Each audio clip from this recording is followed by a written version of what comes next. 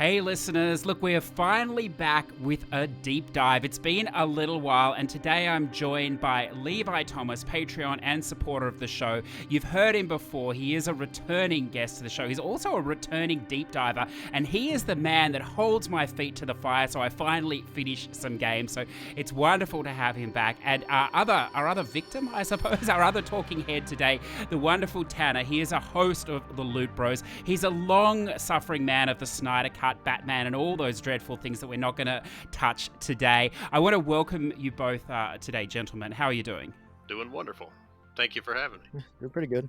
Excellent. So we are here today, listeners, to talk the medium, and this will be a full spoiler deep dive. So if you haven't played the game, or if you're interested in playing the game, you need to go away and do that first. Of course, only available on the Xbox Series X and the PC. Now, if you're putting this in the backlog because you're like, it's on Game Pass, I'll get to it at some stage, just remember that Blooper Team is not a first-party Microsoft studio, so there's no guarantee that's going to be on Game Pass forever.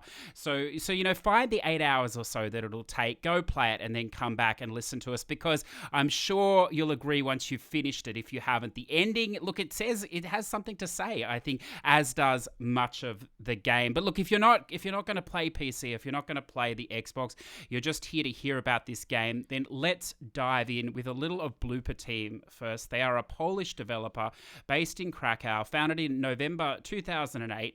Their previous credits include Layers of Fear from 2016, Observer 2017, Layers of Fear 2, the sequel, and Blair Witch Project in 2019. They have been awarded the Passport Politica in the digital cultural category. It's a Polish cultural award by the magazine Politica, and they are seen as one of the preeminent developers, I suppose, coming out of Poland now. Maybe CD Projekt Red as well, but we won't touch that. I want to start, guys, first with Tanner and Levi here. Is this the first Blooper Team game you've played? This is my first game. It's my first Blooper Team game, and my second, of course, is going to be Blair Witch. Excellent. And Tanner? Yeah, this is my first one. I did start Layers of Fear 1 a few months back, but never quite finished it, so technically it is my first completed one by them. Okay, perfect. Well, the reason I bring it up, listeners, is, again, you have to find 8 hours here for this game, but potentially you need to find more time, because this game, it hugely builds off mechanics, gameplay style, everything, particularly of Layers of Fear 2. Observer was a bit of a cyberpunky style game that's a little bit out there, and Blair Witch was an interesting project, I think, but you can really see how this studio has developed when you play the medium. There is so much throwbacks to many of these games, including other games like Control, which we'll probably reference, I imagine, today as well. But just to set the scene, I played this on the Xbox Series X, a wonderful console and experience. Both of you played on the PC, is this correct? That's correct. Mm-hmm. Yes, sir. Yeah. Now, Tanner, I'm going to ask you here, because you're a specs man. What sort of specs does this game require? Is it hugely intensive on the system, or not so much? I don't actually remember what the recommended specs were. I actually do. But The minimum recommended specs was a 1060 6GB graphics card. That was the min, and the recommended was the 2060 and the 2070 Super. You could run everything on Ultra. The reason I know is because I was, with my build, just barely able to run it at max, which was really exciting. But yeah, you will need a 1060 to run this game on minimum specs. Okay, yeah. And I imagine, Tanner, you've got a monster of a system here, so this didn't dip below the perfect settings, I'm imagining.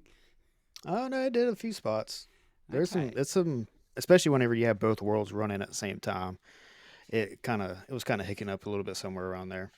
Okay, that's interesting. And then for my experience on the Xbox Series X, look, it was very smooth. I imagine perhaps the performance is a little bit less than the PC, because even though, well, it's a wonderful machine, maybe the specs are still slightly under. I was very impressed, though. There was very little hitching across the thing. There were some really weird static pops towards the end of the game in the textures, and I don't believe it's my TV or whatever, because the system, it's quite substantial there, I think, just within the game. But I mean, the way the game was processing, I think it's an incredible feat for the first, I suppose, really next gen game that we've seen coming through that system. So, why don't we start off with you two? What did you expect going in? That's what I want to know. Did you have any pre knowledge of this game, or what were you looking forward to? Tanner, you care if I lead? Go for it. Well, if anybody that follows the Facebook groups know, I've been sharing, updates on this game for about a year now. I've been extremely excited about it, and I'm actually very fortunate that the day before release, as most know, the game got review bombed, and everybody was saying the medium is just a medium game. So I really lowered my expectations tremendously. And when I sat down to play it, I had basically very modest expectations, which turned out to be a very pleasant experience. It's always, if you go into a game with extremely high expectations, like you would with, say, The Last of Us 2, and it doesn't meet those expectations, even if that game is better than a experience where it's vice versa, the opposite. um, it's always for me a much better experience when I go in with those lower expectations. So those review bombs did that for me, but they're not to be believed. Those review bombers are dead wrong. And Tanner, were you a blank slate for this game, or had you done a bit of research? I'm pretty much a blank slate. What we saw at, yes, I don't remember what conference it was. Whenever they first announced it, that's all I saw about it. That's all I ever wanted to see about it. I was like, cool. When this game comes out, I'll try it out, especially since it's going to be on Game Pass. So why not give it a shot? Yeah, yeah. I like that. So look, let's jump straight in. And as I said, listeners, it is spoiler, so you've been warned here right from the very beginning. I love a game, guys, that has a quote, a ringer quote that they keep bashing away. And this game, it had two for me. It had all started with a dead girl, and it all ends in me. They're wonderful, wonderful catchphrases. First thing I know about this game, I'm loading in or whatever else, and suddenly I'm hit with those camera angles, that distance, that over the shoulder 3/4. You're a long way back from the character. It wasn't what I was expecting at all. How did you? And then obviously it goes on. We'll talk about that now if you like. How did that first sort of scene set hit you guys, Tanner? That first whole scene, I don't know. At first I got really frustrated because this whole part was where you were trying to find the dude man's little tie clip. Mm. I didn't know like you had to pick stuff up and like really go through and look at everything. So that's probably spending way too long there. But it like just that opening of that whole game was, I don't know if it was like kind of unique in a Mm. sense, but How about you, Levi? Oh, me, I enjoyed it. It didn't take me a lot of time. I didn't get hung up, on anything.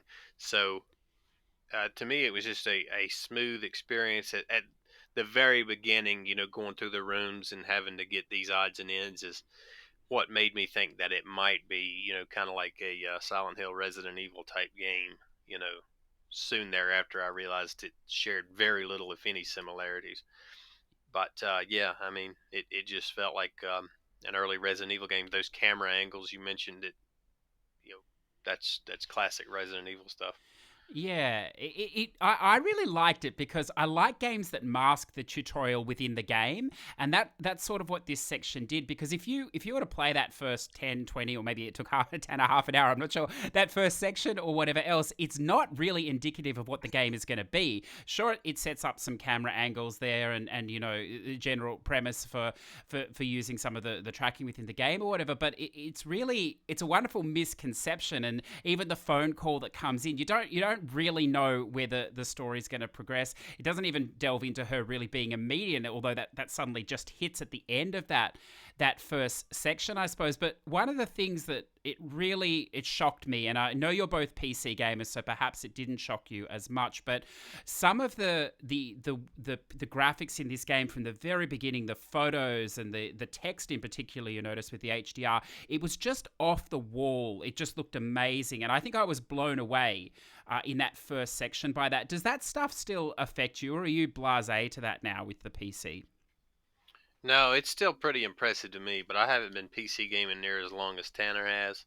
but between playing Cyberpunk this year and the medium, I mean, we're and even Control, when I played Control on PC, that's games that are on another level, a generation, a click higher than anything I've played before. It is pretty amazing. Yeah, yeah. And Tanner, are you? I mean, you're coming off Cyberpunk, so you're used to being amazed. Yeah, no, I thought the game was absolutely beautiful. No matter like, I tried ray tracing. I really didn't see a whole lot of difference with it. It Mm. looked fine with and without it. That game is it's a beautiful, beautiful thing. Yeah, yeah. I especially loved I love the atmosphere of some of the early some of the later on stuff because I am a horror fan, but I hate playing horror games because they get me with cheap jump scares. And there weren't a lot of those in this game. Mm-mm. There was one. Well, look, I want to come back to that because I want to ask you where it is and if you had any, Levi. But when I started the game, because I'm much like you, Tanner, I have a problem with Resident Evil. I have a problem with the presence always chasing you. I find it's very intense for me. And when the game starts, it starts with that. It's a wonderful black and white credits with the birds flying around, and it just hit me like The Omen, The Exorcist. It just hit me like a movie. And I was thinking in the back of my head, because I knew we were doing this, I was thinking, Tanner and Levi, they're going to be sitting back and just loving this. It's a perfect mood setter, and it from there it started to feel like a movie for me. This game, is that did it strike you like that, Levi, or is that not a fair comparison for you? Oh, it's absolutely like a movie, and that's why my recommendation to people, when they play it, I know a lot of people, they try to rush through and get the trophies, or they play a game while they're recording a podcast, and this just isn't a game you can do that. The story is too deep. The story is too complex. You need to sit back and treat this like a movie. Oh, and a quick question, Tanner, was your big jump scare the girl in the mirror? No, no, we'll get to it. Okay. I do want to get to that because I suppose we'll get to the story perhaps in the second half and just get all the mechanics out of the way, if you like, guys, first. So there was two things that struck me very early on. It's done in single shot or whatever, it's normal, and then when the first time the screen splits and you enter, the two worlds running together. That's something that I've never had happen in a game before, short of playing, local co-op or something else. It's a mechanic that I'm not used to, and it's a mechanic this game goes on to use both vertical and horizontal. How did you find that mechanic, Tanner? Did you like it? Did it frustrate you? What was your feeling? It took me a few minutes to get used to it, especially especially when there's like an obstacle in one world and there's nothing in the other world. Yeah. It was tripping me up with some of that stuff, especially like later on in the games where you had to do certain things to unlock certain doors and all that. It was a headache in some spots, but I mean, it's once you get used to it, and it's completely fine. Yeah. I'm with Tanner. It took me some getting used to, but once I did, and when I say took me some getting used to, maybe the first hour into it was the acclimation period. But once I acclimated and learned how to adjust my vision, basically what I did was I I'm not going to say I looked in the middle in between the two, but I didn't focus my vision on either side. If I knew I needed to find something or spot something, it's like I just looked at my screen without focusing on either side, and I would go through until I saw, whether it was on the left side or the right side, a little pop up, to press a button here. Okay, it's in the real world on this one, but okay, the next little thing I need to find, it's over here in the spirit world. So if I focus too much on one, I would have to focus on it, run around, um, look for whatever I'm looking for, and then focus on the other one. Once I learned to just not focus, I went through the game faster. Does that make sense, what I'm saying, y'all? Yeah, I'm glad you Yeah. said that because a little behind the scenes, I played it in two sort of sittings. I think we all played it loosely in two sittings or whatever. And Hmm. I messaged Levi yesterday and I said, I've got a lot of time here or whatever. I'm at the Red House. How much longer have I got? So I can pace myself. Or he goes, about 2 hours. Of course, Levi, I didn't anticipate spending 90 minutes in the bunker trying to find the spirit well because in that section, because my eyes kept getting drawn to one of the screens, Yeah. usually the one in real, in the reality or whatever. And it was a Yes. real challenge for me to think, oh, I've got to shift to this other side. And I liked it, but it was a challenge. I suppose the question here is, would you like to see more of this in a game, this mechanic, or was this enough?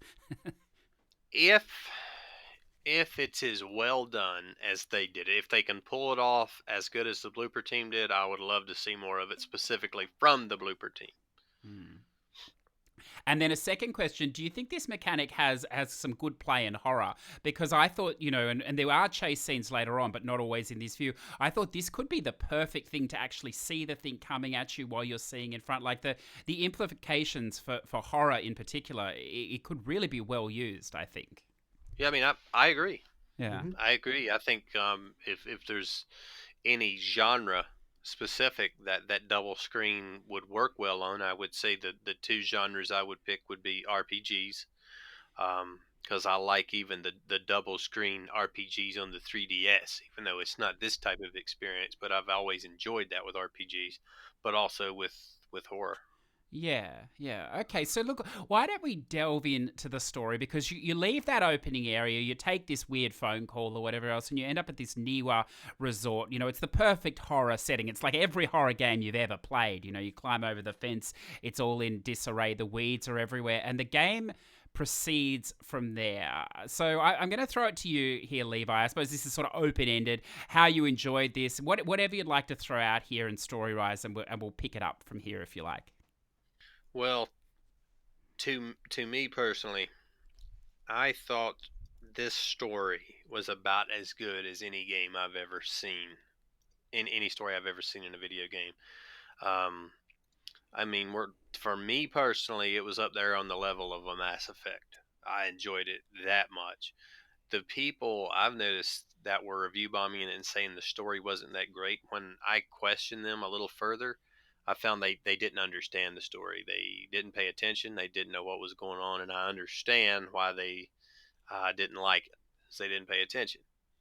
Mm. But this, just the whole idea of the abused individuals developing this psyche, because they are mediums, they are psychics, that manifests in the other side, the other world, as a being, that's pretty unique. I've never seen that before.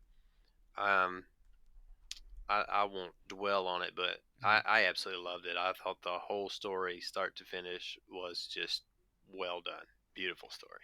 How about you, Tanner? Do you think the story was coherent enough, or did you enjoy it in that way? Yeah, I enjoyed the story. I can't agree with Levi it being like up there with the Mass Effect storylines, but it was very solid. The only thing I was a little confused on was at the end. I actually had to go make sure. I actually went and watched a YouTube video to make sure what I saw was the actual ending because I had a little hiccup at the end. So Well, that's all right. Look, I've got to ask you about Sadness. So she comes in very early on in the game when you first get inside. Now, as the game goes on, we realize that Sadness is the spirit personification, I suppose, of Marianne's sister, Lillian, her spirit world Correct. figure. Now, I Mhm. didn't realize that until right towards the end. Now, that's probably me and my low intelligence at times. But was there a point in the game where that twigged, you realized who she was, or did that all sort of come together for you towards the end as well, Levi? I suspected it about halfway through. Mm. It wasn't until much later that I realized the mall was also her Mm. subpsyche, Mm. and she had, of course, released the mall. And when the house was burning down, she made a pact with the mall and said, "Hey, you save me and my sister from the flames, I will release you." Yeah. But yeah, it was later in the game, but not quite the ending. Yeah. How about for you, Tanner? kind of right where you get to the red house, Mm. like the whole little conversation right before there you have with Sadness, it kind of clicked like, oh, this has to be her sister. Yeah, yeah. As a little side note here, a detraction. I'm not sure if either of you have played Pathologic 2, but those death masks, I could not stop thinking of that game. I don't know if either of you have played that. Unfortunately Did you not. say pathologic? Yes, Pathologic. Pathologic 2. Yeah, I haven't played it. Yeah, they're good games. You'd probably enjoy them. A stealth adventure, a horror. But look, let's come back to the medium here, or whatever else. Now, you touched on the point of abuse, Levi, and the great thing about the story in this game is it's so back-end loaded. It's one of these games where you have to be prepared to just keep going, and you realize more and more as you go on. And one of the things you realize is this cycle of abuse. And look, with Richard, and I think, I'm going to put this out here because this is what I think was happening, but please correct me if I'm wrong. Richard was in effect a pedophile. I think is that, am I taking the correct line there? Yes, Good. Yes. with the girls, with Thomas's daughter, Lillian. Yeah, so quite often in games and in film and stuff, there is an angle presented where you try to understand the character, you see their flaws, and you try and create sympathy with them or something else. And this game does this to a degree as well in the spirit world, where Spirit Thomas goes in to confront him, basically to kill him, I suppose, and leave him a shell in the real world. And it does present that side of it, and it does it through a maze. How did you, and it's not the first cycle of abuse, obviously the second monster section is the same. How do you think this section worked, Levi? Do you think it does sell the other side of the story? Does it justify Thomas the character in your mind, or did it just do nothing for you? Well, no, but I think it was a cycle because it didn't actually begin with Thomas and the girls. Richard was also abused. That's correct. Yeah. And from Richard's abuse is what caused the manifestation of the child eater, the great beast that Mary Ann releases, and that Thomas, what was Thomas's quote? He said, "This disease has been here long enough. I'm going to release it, whatever." But see, that main creature stemmed from abuse. Then the mall stemmed also from Lillian's abuse. And let's see, Thomas's, was it just Thomas's alter ego that came from the situation of his daughter being molested? I can't remember if Thomas actually had a creature, or I can't remember. Maybe he was the dog. I'm a little vague on that point, but I saw that come around full circle for each creature. Yes. In the upside down, we'll call it, they came from a abusive experience.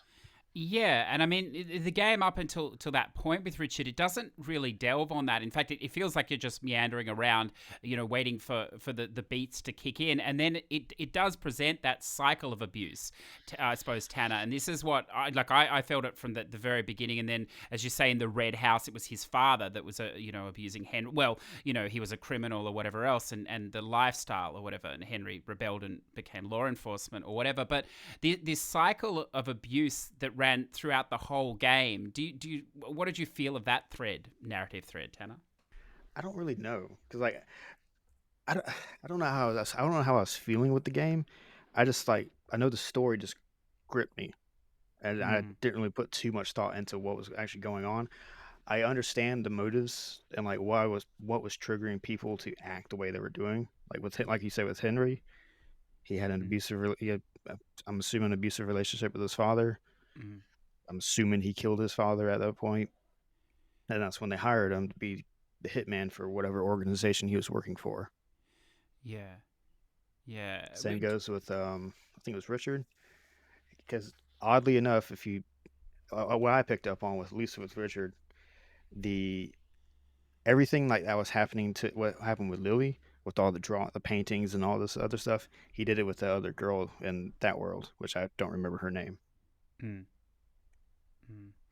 Minus maybe the molesting part, but yeah, it's really interesting how they sort of sidestep around it. And I suppose what I'm driving at a little bit here for both of you is that I think you could play this game and not, as you sort of said, Tanner or Levi, perhaps with some of the review bombing, you could play this game and not really take a lot of that in. It's very subtle in a way, and it's there if you want to engage it, and then it's not, I suppose. And It's funny you both mentioned this word, that it intrigues you, because I'm going to pose this question now. Is this a horror game or not? Did you really find it to be a scary, tension-filled horror experience, or is it something else that just drives us forward, that we wanted to find the story, I suppose?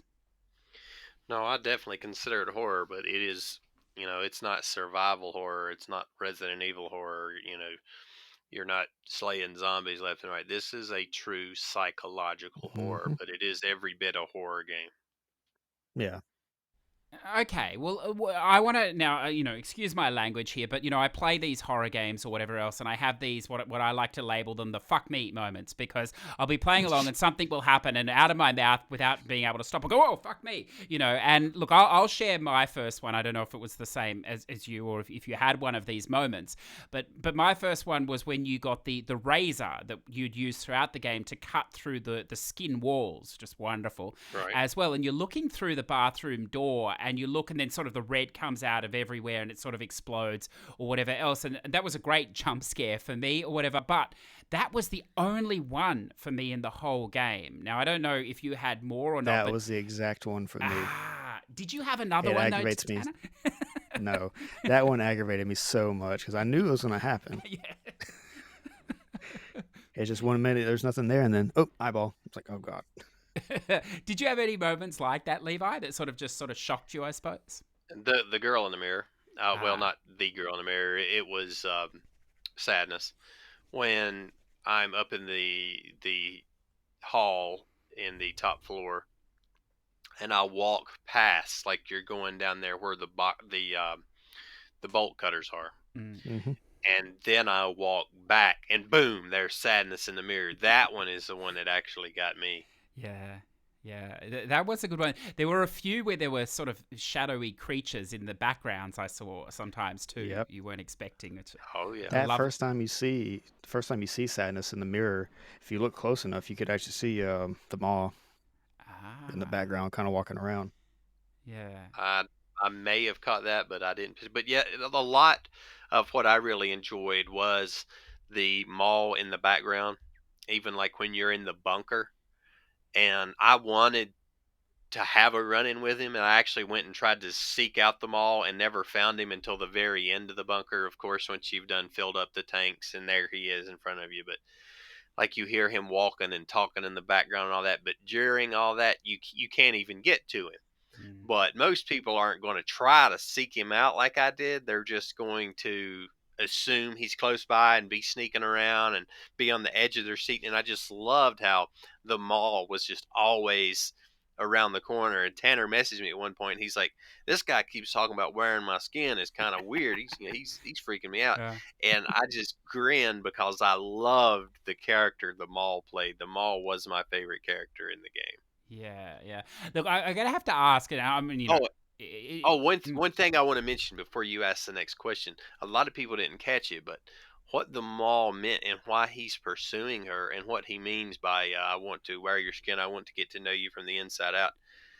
What it is that with Marianne being the type of medium she is, where she can be in both worlds, Marianne could have been the mall's way out mm. of just the spirit world. The mall could have re-entered the real world again through Marianne. Did you all catch that? That was yes, that's what it was driving at, wasn't it? Yeah, Right, yeah, yeah, yeah. yeah. Hmm. So, I assume y'all understand that, but I Yeah. just want to make sure that that is clear.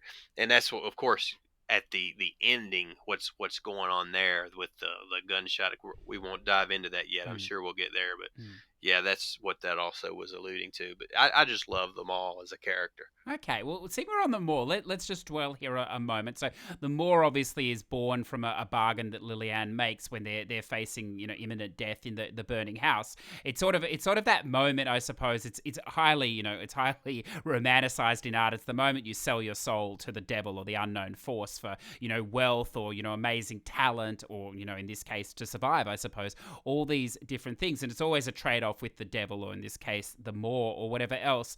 This creature. Now, up until early in the game, the Moor's not around, or you don't know about it. I was having a wonderful time. I'm like, this is going to be an exploratory type of game with, maybe a jump scare here or there, but there's going to be nothing chasing me. I'm not gonna feel this tension or whatever else. Now, the Moor comes in and it goes invisible at times. You hold your breath. You can see its footsteps throughout the game or whatever else. But to me, I never felt the tension that I feel in like Resident Evil 2 in that police station. I never felt the tension even in Layers of Fear 2, where they have a similar thing that's chasing you down. And I think it goes a bit to what you're saying, Levi. You went and sought this creature out, but again, you couldn't have the interaction until, they allowed you to in the game. Do you think that creature was oppressive enough, or would have you liked more of the, I suppose more tension from it, in that you felt you couldn't escape, or almost a little unfair, I suppose, Tanner, if you know what I'm heading towards. How did you find that? Was it enough? I would have liked him to be in there a little bit more, especially just going through the hotel and everything like that. The spots he was in was he added just the right amount of intense, and I enjoyed it. There were some parts that I didn't care for because there were some mechanics didn't realize I can do, like hold your breath and walk at the same time. But that's besides the point. Yeah, yeah. Well, Levi? for me personally, when I went on a big horror kick last year and played like 13, 14 horror games in a row, um, the first two games I played when I bought my PS4 was Resident Evil 2 Remake and Resident Evil 7. Mm.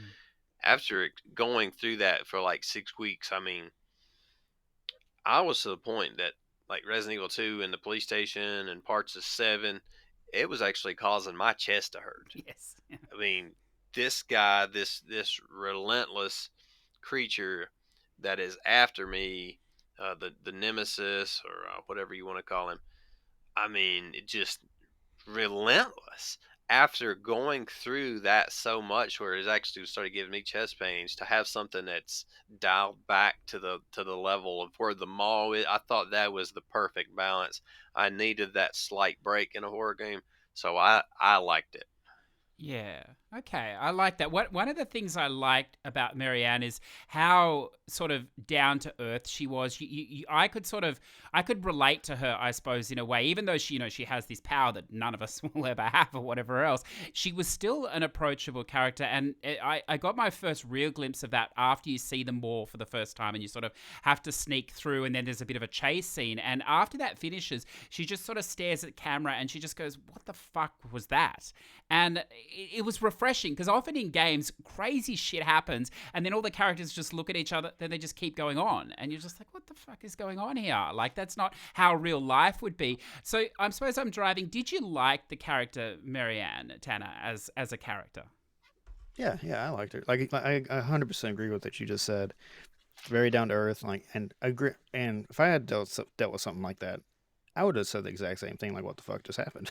Yeah, that's right. Because there's no reason to be like, just accept that and be like, okay, that makes sense now. Yeah, it's such a game trope, though. Levi, did you like the character Marianne, or? Marianne, yeah, I mean, she was a good character. She's not one of my favorite characters of all time. While that story now is, one of my favorite stories of all time. Her as an individual character, she was okay. Yeah, pretty good. Yeah, yeah. Now, as I said at the start, knowing their back catalogue is interesting, and I think you're in for a great time, Levi. I know you're going to play some of their back catalogue, and perhaps Tanner, because you're going to see Hmm. so many things in their early attempts, I suppose, that they've sort of mastered in this medium, I suppose. But there wasn't just throwbacks, I thought, to their games. I thought this section, it was very dark pictures, anthology-esque, and I was thinking about the dates, and it is possible the first game may have influenced this, although we've seen similar things in the past, and this is where you get the narrative dumps, I suppose, where she's sitting at the table, she's talking directly to the camera. Of course, we don't know until the end that she's actually talking to her spirit Thomas or whatever else. Did you, and the other one that I noticed hugely was, of course, in the red house. It felt so control-like to me with that sort of platforming and stuff. Do you think they were nods to other games? I mean, it's so hard to know, but did you feel that throughout? I couldn't even speculate whether it is or not. Mm. But I mean, in the games that you've played, do you feel like, I just wonder if perhaps I've played too many games that I'm seeing tropes come through. Or not that I didn't like it, I quite enjoyed it, but I felt like that red house in particular. I know you've both played Control, Tanner. Is that a fair sort of a thing, or did you not see it like that at all? Honestly, I didn't really see it too much. Me either. It's Not at all. interesting. I'm not getting it. Yeah, okay. Well, I think one of the things I like in games is to see something different. I mean, in movies, we see all this, this stuff or whatever, but games really have the opportunity to push the boundary so much further into the abstract. It's still expensive, but cheaper, to do obviously with programming. It's more possible. And I thought through the camera angles, I thought through that red house in particular, and it just had so much abstraction in the game as well. Now, I found that interesting because primarily it was a highly linear game. I suppose my question here, Levi, is did you find it linear? I'm sure you did. Did you find it perhaps too linear? At times I felt like I was bouncing off the walls. No, I definitely found it to be a linear game. It clearly is. But no, I felt that I enjoyed that linear direction, as opposed to, we had comparisons made to Silent Hill. It didn't remind me of a Silent Hill game at all. I kind of think I would enjoy the Silent Hill games a little more if they were a little more linear and straightforward like the medium was, if that answers your question. I tend to agree. Tanner, did you find it constrictive or it was okay? That was fine. I haven't really played too many. I say I haven't played too many linears. I don't play them as often as I should because I usually tend to go towards the open world game. So it's always nice to come back to a game. It's like, all right, here's point A, here's point B, just go. That's it. I enjoy it a lot. Yeah, look, I like both of those answers, but I'm going to just push a little bit here because there's a section, obviously, at the end of the game, also towards the beginning, where you're walking through the forest. And, part of my sort of mentality of breaking things, I suppose, is I always like to walk the wrong way or walk to the side just to see how far I can go. And yes, Levi, that is probably tied up in the fact there could be an achievement over there too, so I got to check just in case there is, But in this game, and I know they're not a AAA studio, I'm not sure where they are, maybe AA now, especially after this title cementing it, but they don't have the money, say, of a Last of Us 2, where perhaps you can walk off a fair way to the sides or whatever else, and still linear in its way. Though, do you see what I'm driving at? It did feel like it's a very corridor heavy game, and I think I would have just liked at least one section in the game that was really open or more open. But you didn't feel that?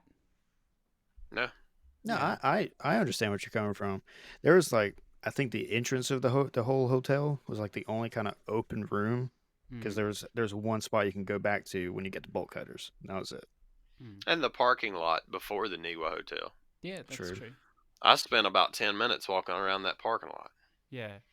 Until I found out, because I went to the car, but I didn't see, I think the thing in the car where you have to pop the hood. I didn't catch that the first time. So then I went walking all the way around this parking lot 2 more times and went back to the car and realized there was a latch in there to pop the hood to get something out of the car, which allows me to get inside. So that parking lot is probably a little bigger and open than what you remember.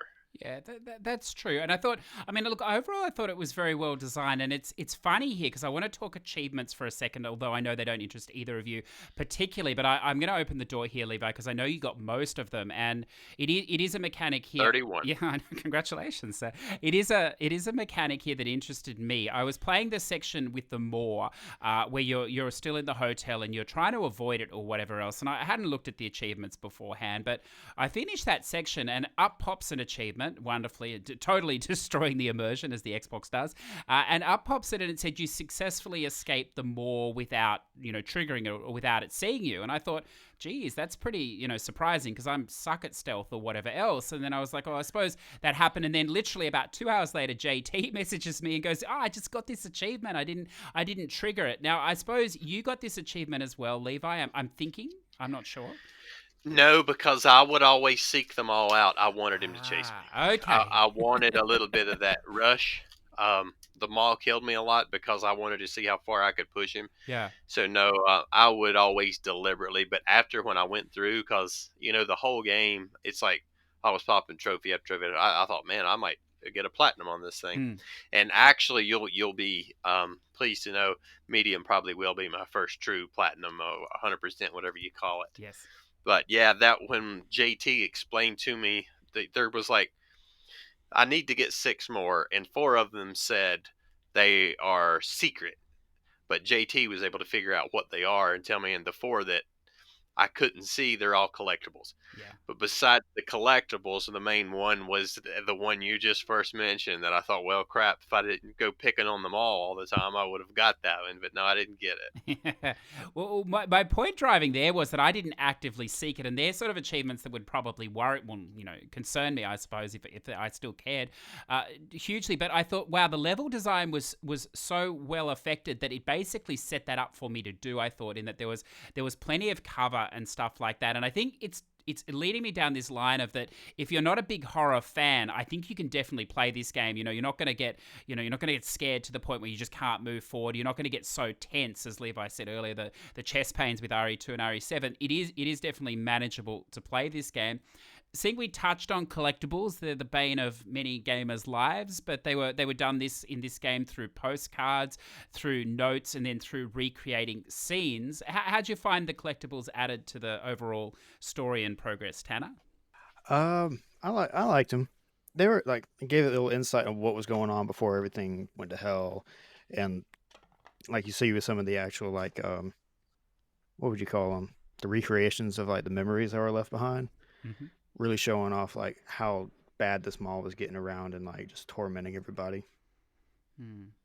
What do you think, Levi? Because I know I'm not sure how much you interact with these sort of things in other games. I don't like try to find every collectible in the game and go off on these random sections just in case.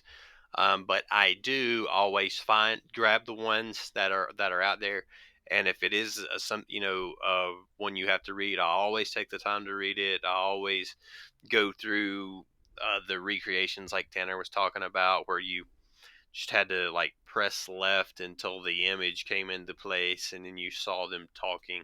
I That's the story to me.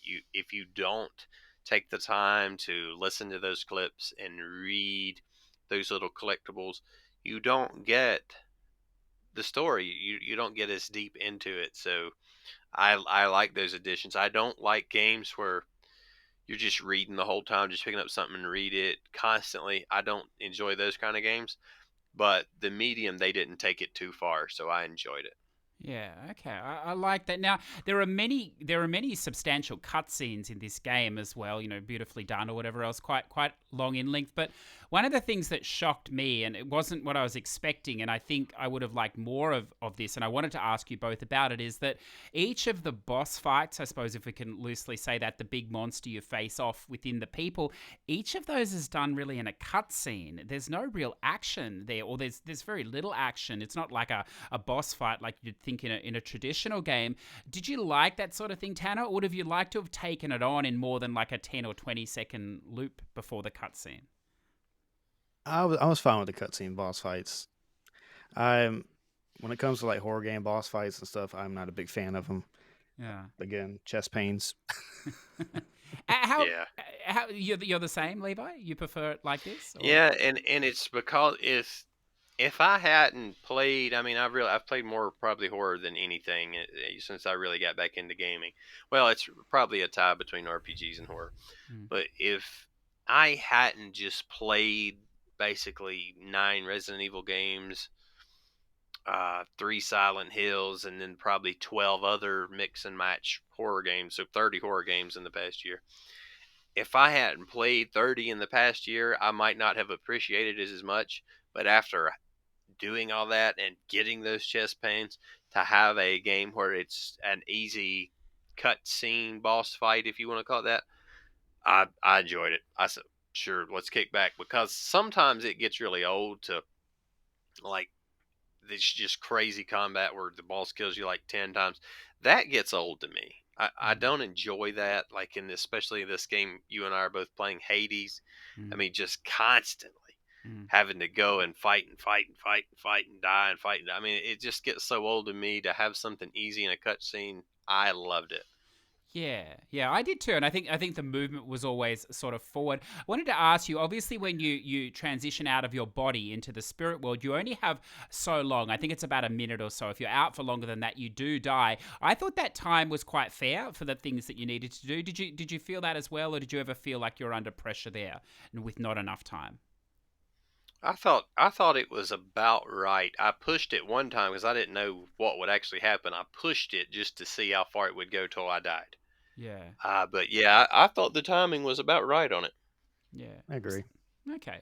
I like that. So we It was generous. It was generous. Yeah, and I mean, we'll move to sort of the ending in a moment, but I think that's a good way to put this game. I think it was very clever from Blooper Team. I think they made this game approachable to everybody, not just horror people, not extreme sort of horror people as well. It sits nicely in the middle. The puzzles I thought were, and I'm interested in your opinions here, guys. I thought the puzzles were very easy or easy-ish, with the exception of that the bunker, which it was a wonderful setting. That water puzzle it frustrated me a little bit, but overall, I thought there wasn't much pushback in the game. Did you feel that, or what did you think puzzle-wise there, Tanner? Yeah, the puzzles were easy. That I agree with you. The bunker one, it kind of was aggravating a little bit. Mm. I got it right, but they were backwards, and I didn't realize it. I was like, why can't I get down here? I love that. Levi, what did you feel? Yeah, to me overall, I'd say the difficulty of the game, I give it really about a 4 out of 10. It's definitely on the easy side, and I'm with you guys. The only puzzle that really hung me up at all was and it didn't hang me up too bad, but like trying to figure out which tank to have the water in, and you know that took me a few minutes, a couple of tries, but that would have been the most challenging. But overall, I would say it was definitely easy puzzles. Okay, I like that. Now, why don't we? Obviously, there's tons we could talk about in the overall story, but it's all pitching towards the end on the lake there. Marianne, two wonderful choices of name. The more, the feeling of Thomas there, even though he's not there. The gun, the shot, and the screen goes to black. What happens, Levi? What do you think happens? Marianne shot herself. What do you reckon, Tanner? I'm with Levi. I think she shot herself. Yeah, I don't think she would kill her sister. Yeah. No, well, I pose this to you because obviously there's no way to really know what happened. It's so subjective. But I pose this to you: if she shot herself, she saves her sister. Therefore, the Moor continues to live in her sister. That's correct, isn't it? And therefore, her Yes, but quality the of Maul life. can't get out. With Ah. Marianne dead, the Maul cannot get out. Yeah. Yeah, I like that. The final achievement for beating the game is you can't save everyone, and I think it's a perfect analogy, because even if that is the case, you shoot yourself, Lillian is still going to be tormented for the rest of her life as well, isn't she? She is, Mhm. and I think the second most viable option is that it was just a shot into the ground. Nobody was shot. Oh wow, I'd never even considered that. That's I think if nobody was shot and she is just shot into the air, um, that gives us a sequel. Yes. Yeah. Oh, an ultimate frustration, I suppose, ending. I like that. Now, obviously, you sit through the credits. I'm hoping you both did, or whatever else. And there is that cut scene at the end of the credits. I suppose we should just check. Have you seen that scene, or? Yeah. Oh, good. Okay. So we can talk that scene. Obviously, it's an interesting scene. It's ambiguous in itself. You see an arm in the spirit world. It grabs a watch, a pocket watch or whatever. It's a pretty safe bet that is the real Thomas. It's an interesting take because obviously the spirit Thomas and the real Thomas seem to coexist at the same time, unlike Marianne, who is in one or the other. The watch seems to be a reference to the collectible, the wedding watch, which sort of further supports that it's Thomas in there. Do you think this leads more towards the sequel, or what is this doing here, Tanner and Levi? Well, before Tanner gives his opinion, I'm going to be honest. I didn't see it. Oh, But you have to. you guys feel What? free to discuss it. I did not see it. Y'all discuss it though. I'm going to be replaying this game very soon, and I'll watch it then. Well, literally, that's all you see. It's about a Yeah. 10-second scene. You don't see the face of the man, but that's basically all you see in the spirit world. What'd you think of it, Tanner? I love things like this. Oh yeah, I was like, as soon as I saw it, I'm like, oh yeah, there's definitely going to be a sequel, Yeah. regardless if it follows Marianne or Lily. It's going to follow Thomas now, Mm, of some mm, or somebody or whoever it was. mm. Yeah. Well, I am excited now, so that I now know that I am going to get a sequel of this beautiful game. Yeah. It's so funny because when the credits started, I had a feeling something was going to happen, but I sort of had some work to do. And so I sort of left the room, but turned the volume right up. And I thought if I hear voices, I'll race back. And I did. So I'm glad that I did. I know that Levi at the end of the game, because I read that you mentioned this, and it's an interesting feature I haven't seen before in a game. They actually, expressed their, how much hard work they'd put in for the game. I've seen that before. Thank God they didn't mention the Horizon Zero Dawn babies this time, or whatever else. Yeah. But, everything else. But obviously, this game, it's the first game that's set in Poland. They're a Polish studio. It spans the sort of the war, it touches on the Jewish angle, which we didn't talk about today, or whatever else. It's all in the mix there. So this game, it's very culturally steeped for them as well. Now, they also ask for a review, and I've never seen this before in a console game, at least. And I was thinking at the time, what a wonderful feature. And then in the back of my mind, Yes. 5 seconds later, I was like, imagine if Cyberpunk had done this. The sort of this Oof. what they would have got.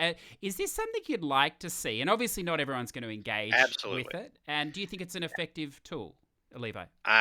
Yes, absolutely. I'm glad you mentioned it. I was actually going to before we ended this show. Hmm. I was going to mention that and ask everyone to review it. But yeah, absolutely. They lay it out in the most kind and respectful way that hey, this is the largest undertaking we have ever undertaken. Uh, this is very important to us. We've tried really hard. Will you give us an honest review? Yeah, absolutely. I wish more games did that. And it wasn't something where you had to go create an account and Hmm. log in and confirm it with your Gmail. It was just an easy click on here, give it a 1, 2, 3, 4, or 5, and then you have the option to type a little paragraph. And I did. I typed a little paragraph and I gave them my honest opinion. I wish every game had that because they will read that. They didn't put that in there for kicks. No. They added that because they want to hear what people have to say. Yeah. And I think that's how video game developers evolve. I think that's how they get better is through positive and negative criticism. That's how they learn. So, guys, if you play it, please go review it. Yeah. What did you think of that, Tanner? Is that the first time you've sort of seen it done in that way? Yeah, that's definitely the first time I've ever seen it like that. I mean, there's been games that have that whole like, hey, this is our biggest game we've ever made. Da da da da. Thank you for playing it.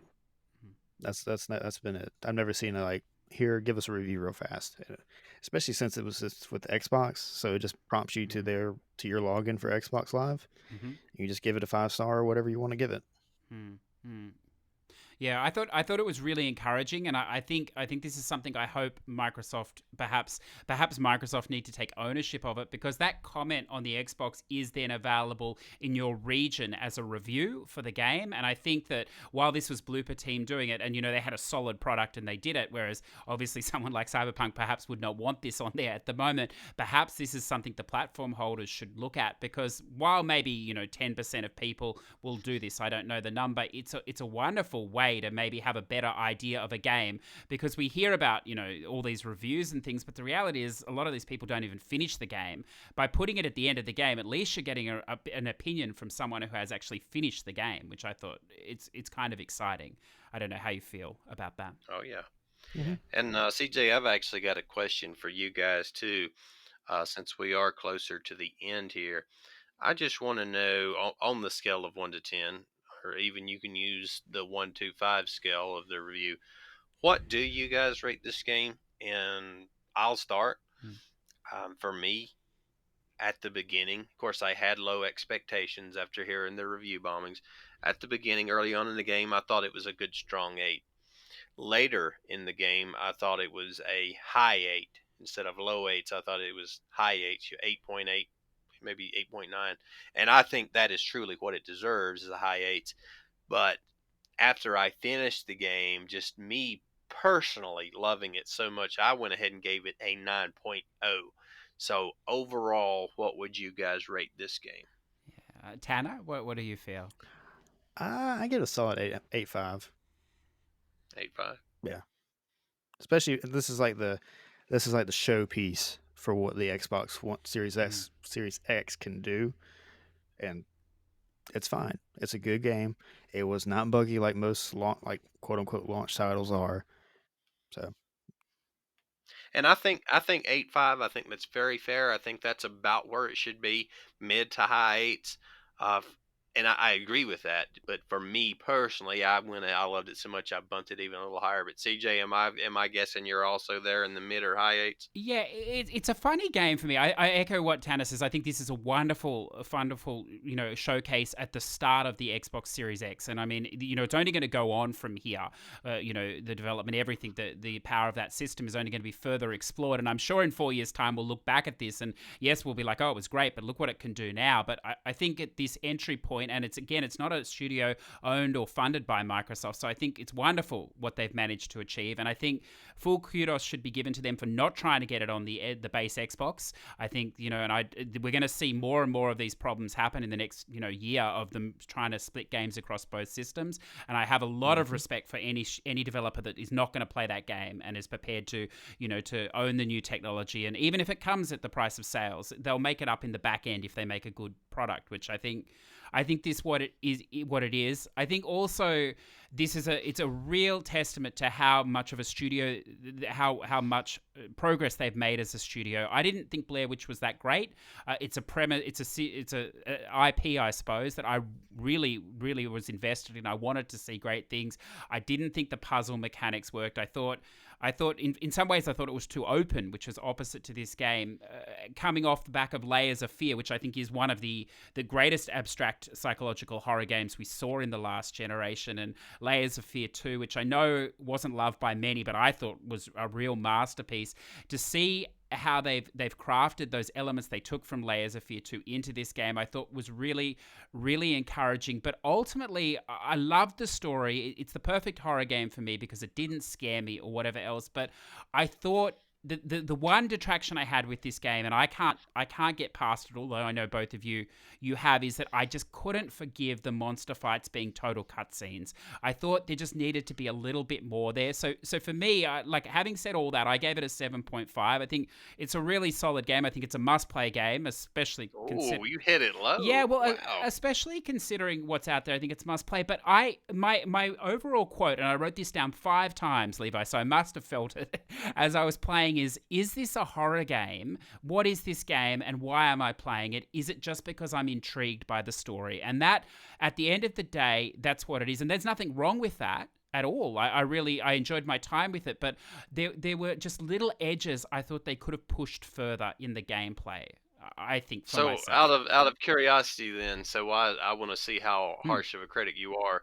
So I know you haven't played a lot of Resident Evils, but you've played 7. Is that right? Yes. Resident Evil 7. Yep. And 2. What do you rate Resident Evil 7 then on the scale of 1 to 10? See, and that's not just for me, so the fans, the listeners know. Yeah.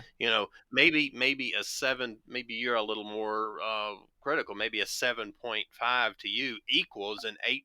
Tanner's 8.5. So, what is Resident Evil 7 to you? Yeah, no, I totally understand. So Resident Evil 7, it pitches itself as a horror game. It has a high level of gameplay within the horror. It creates the tension in me. I feel scared. I feel oppressed. I feel tense playing it. I'd give that an 8.5. Now, to further contextualize it, in this, because it is a horror game, that's how they're pitching it, something like Visage, which I know you're yet to play, Levi. I can't wait until you do. That game, it scares the shit out of me. The tension, the oppressive nature, the puzzles are difficult but still fair. It's completely abstract, and I know that when I'm literally inching across the wall to go around the corner because of the sheer terror of not knowing if the presence is going to be there or not. That for me is like a 9.5 or a 10. That is the pinnacle, I think, of horror games for some time for me. But for which game? Which game did you say? This is the Visage game that came out last. Okay, yeah. So I'm going to be playing that very soon. But as you said, it's not a survival horror as you're used to, perhaps. perhaps in that style. It's something different, and I think for what it is, for the narrative and the story, I really enjoyed it. And ironically, I have a lot of problems playing those high survival based games, so this did fit in very well for me. But I thought, as great as it was, I thought it was a safe move, and I thought it was a game made so everyone could experience it, as opposed to a game that is maybe made specifically in the horror sort of genre. And I don't know if that's too critical or not, but that's how it struck me. Well, I understand, especially with you giving Resident Evil 7 an 8.5. That's fair to me. For me, Resident Evil 7, that's in the absolute top echelon of horror. With Dead Space and Alien Isolation, that's the top tier for me. And like I give, say, Resident Evil 7, I give that like a 9.2 and 9.3. So, in my opinion, especially since it came out early, I think Blooper Team has set the bar for 2021 horror games. They've set a nice bar. Do I think the bar will be broken? I do, yes. I do think Resident Evil Village will top it. I hope Resident Evil Village tops it, but it will not be easy for them, just a walk in the park. They will have to get everything right to top this game and have the best horror game of 2021. That's assuming something else doesn't come along and beat that. I think they've set a nice, good hurdle, a nice bar for early on in the year, but I do hope Resident Evil Village beats it. Yeah, I like that. And look, numbers are subjective or whatever else. I think the question that really matters, it's a two-pronged question, and perhaps we'll wrap up here, guys, if you're happy with that. With this question is, do you think, Tanner and Levi, first off, do you think it's something you should play? I think we'll probably agree on that. And I think most of us played it in a 24-hour period. I know it's 8 hours, so that's trying or whatever else. Do you think it benefits from playing in 1 or 2 sittings in a short space of time? So Tanner, what do you think? Is it worth playing, and would you try and play it in that sort of shorter time frame? Oh yeah, this is definitely a must play game, and that's what I did. When I first started it, I played for 30 minutes. It's like, all right, I need to set this down for a minute. I want to go Tanner play did this when the I have more same thing time. I did. Mm. So then I have to stay up late on Sunday nights because I work nights now. Mm. So I was like, you know what, easy time to do this. I think I finished at like 1:30 in the morning because I think I started at like 6 in the afternoon. You played it all day. Yeah. hmm And much the That was same for you, Levi? fantastic. It was the exact same, and I just remember thinking, and I saw Tanner playing. I said, Tanner's done the exact same thing I've done. I loaded it up for about a half an hour. Um, After that first half an hour, I thought it would be about an 8.0 game. I still had really low expectations after the review bombings, and just wasn't in the mood to do a lot of gaming that day. So after that half hour, I cut it off, and the next day, maybe actually it was the day after that, 2 days later, I loaded it up, played for about an hour, and just flat couldn't stop. I played the game after I got off work.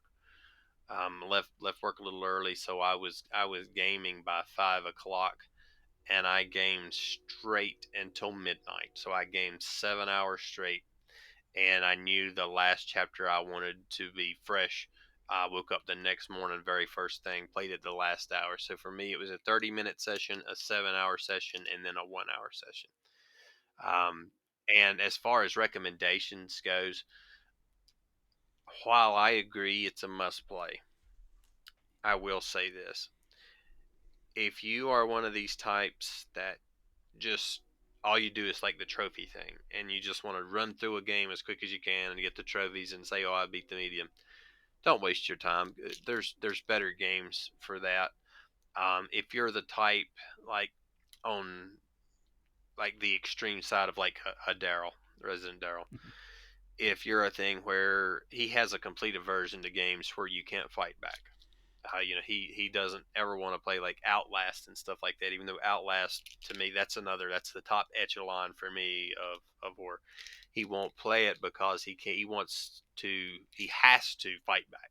He can't just run and hide. Mm. You know, if you like just strictly Resident Evil style survival horror, fast paced stuff with a bunch of zombies, and you don't really appreciate the story and a slow pace as much, a slow burning game, that game's not for you. So if you fall into either of those two categories, people that just want to play something fast and not really pay attention, to get a trophy, or the people, that does the different style of horror, that the game really isn't for you. If you can really appreciate a slow burning horror game that has a masterpiece of a story, it is unquestionably a must play. You have to play it. Yeah. Well, I think that's I mean, all three of us, it's a must play. So therefore, numbers or whatever aside, as you say, it's well worthy of your time. And I like that, Levi. I think that is a perfect note to sign off on. And gentlemen, it's the first time the three of us have done a deep dive. Look, I know I led you with obnoxious questions, and you're probably like, my God, will he stop? But look, I've quite enjoyed this. I'm hoping that we can find another game in the near future and follow this format again. Thank you so much for joining me. It's been wonderful, not only to play the game and be pushed through it because we had a date to record or whatever, but one of the great things, and I'm sure you will both agree as well, it's awesome to play the game and experience it yourself. There's nothing quite like talking to other people that have really put the time into it as well. So I do thank you both so much for today. Thank you. Mm-hmm. Thank you.